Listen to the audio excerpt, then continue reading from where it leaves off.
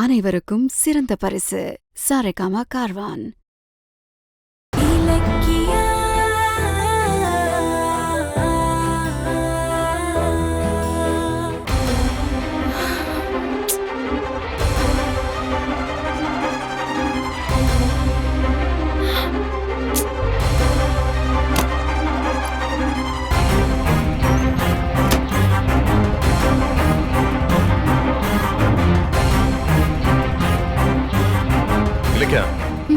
ஏய், என்னாச்சு? ஏன் டென்ஷனா இருக்க? எல்லாம் அந்த அஞ்சலி நினைச்சுதான் கௌதம்.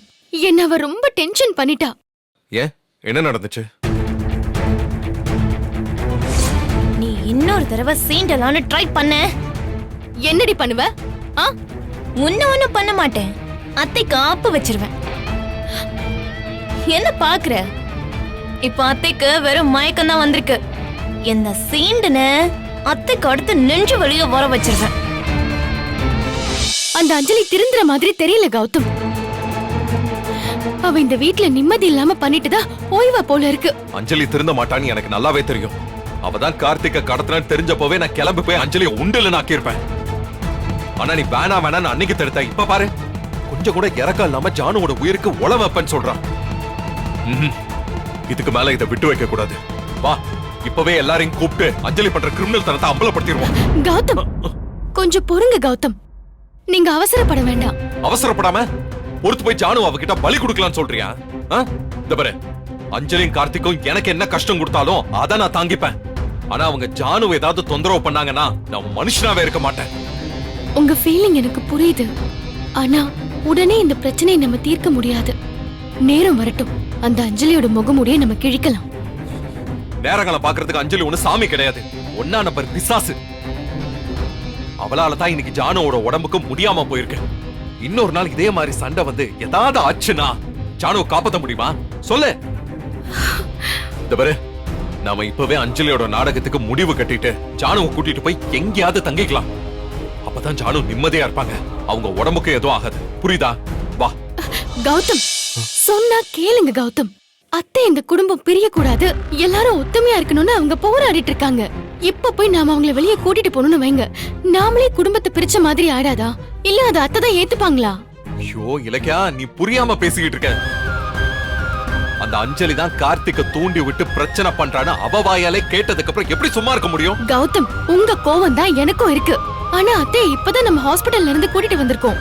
டாக்டர் வேற அத்தை இன்னொரு தடவை அதிர்ச்சியை தாங்க மாட்டாங்கன்னு சொல்றாரு. நாம இப்ப போய் அஞ்சலியை பத்தி சொல்லி அதால அவங்க உடம்புக்கு ஏதாவது ஆபத்து வந்துருச்சுன்னா என்ன ஆகுறதுன்னு சொல்லுங்க.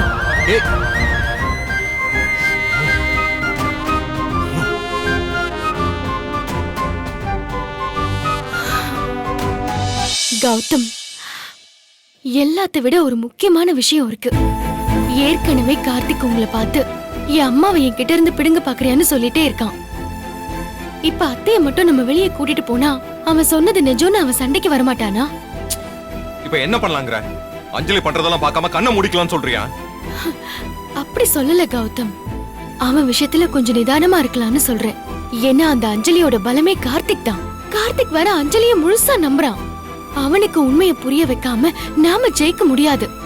அது நடக்கிற வரைக்கும் கொஞ்சம் பொறுமையா இருங்க. சான்ஸே இல்ல. கார்த்திக்கு புரிய வைக்கிறதுக்குள்ள அஞ்சலி இந்த குடும்பத்தையே நாசம் பண்ணிடுவா. சொன்னா கேளு, அவளுக்கு ஏன் ட்ரீட்மெண்ட் தான் கரெக்ட். அஞ்சலியோட ஃப்ராடு தனத்தை அம்பலப்படுத்தி 4 மிதி மிதிச்சு அவளை துரத்தி விடுறதா சரியா இருக்கும். கௌதம், ப்ளீஸ் கௌதம், என் பேச்ச கொஞ்சம் கேளுங்க. நாம பதட்டப்பட்டோன்னு வச்சுக்கோங்களேன், அது அந்த அஞ்சலிக்கு தான் சாதகமா போய் முடியும். ஏன் என்ன இப்படி டார்ச்சர் பண்ணிட்டு இருக்க? நான் சொல்றதை நீ எப்பதான் புரிஞ்சுக்க போற? நான் சுதந்திரமா எந்த முடிவையுமே எடுக்க முடியல.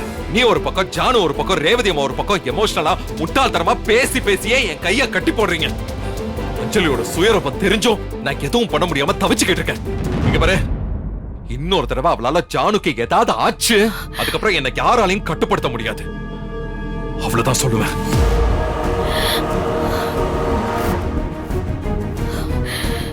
இந்த வீடியோ உங்களுக்கு பிடிச்சிருந்தா லைக் பண்ணுங்க, கமெண்ட் பண்ணுங்க அண்ட் ஷேர் பண்ணுங்க. மறக்காம சரிகமா டிவி ஷோஸ் தமிழை சப்ஸ்கிரைப் பண்ணுங்க.